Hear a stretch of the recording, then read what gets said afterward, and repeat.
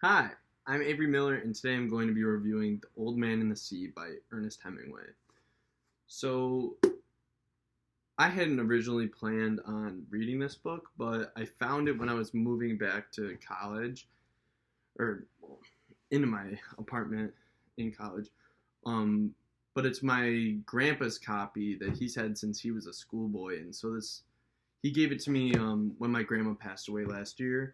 I never got around to reading it, and I'm really glad that I was able to pick it up and like read it not only for school but also I really enjoyed it. And I went on a Zoom call with him the other day and we talked about it, and it was just nice to, like, I don't know, have a nice connection with him because he does live in California, so I don't really get to see him a lot.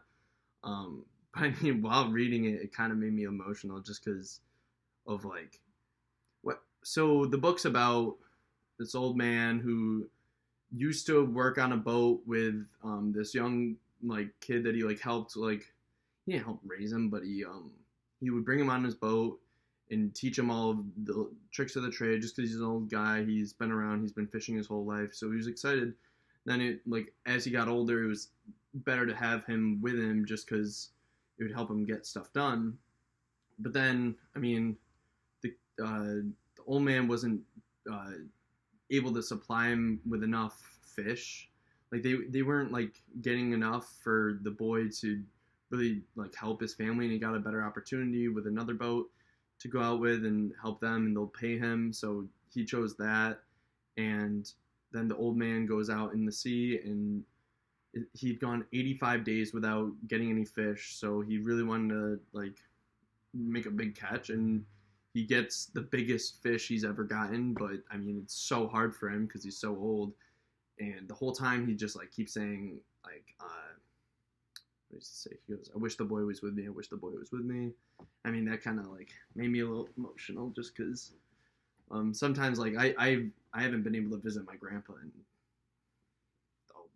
years, since I was probably like 7. I couldn't even go for my grandma's funeral because I was just coming back to college when it happened.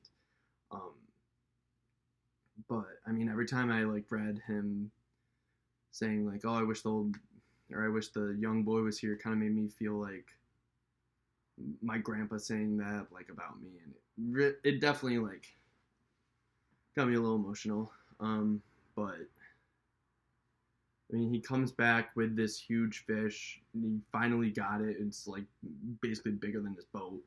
Um, but then sharks keep coming and ripping it off like piece by piece because he went so far. He's out there for days trying to get this fish, and he's like about to die basically because he hadn't had enough to eat or drink. And he finally gets back to shore, but by the time he gets to the shore, all that's left is the head and the bones of the fish, and he just feels so defeated, and he just lays down and goes to sleep. And it's such a sad ending, but the kid does say at the end that gives you kind of hope. Like he tells him, oh, what's the line? Well, I know that he says that like, I'll be with you the rest of the times you go on the boat. Like, so he was like, I still have a lot to learn from you. So that, I mean, it was a really good book. Just pretty sad. You're basically living inside the old man's head the whole time because he's talking to himself while out on the sea, and like he just, the way he wrote this is amazing. You're just, it's, I mean, you would expect you couldn't. It's just weird reading a whole book just about one trip out on the lake and nothing, or on the sea, and nothing really happens, like other than him catching this huge fish, and then things pick up. But like before then, it's still a page turner, and it really is worth the read. And I mean, it might not be as like deep as the other ones, but it definitely meant a lot to me to read this, especially for my grandpa.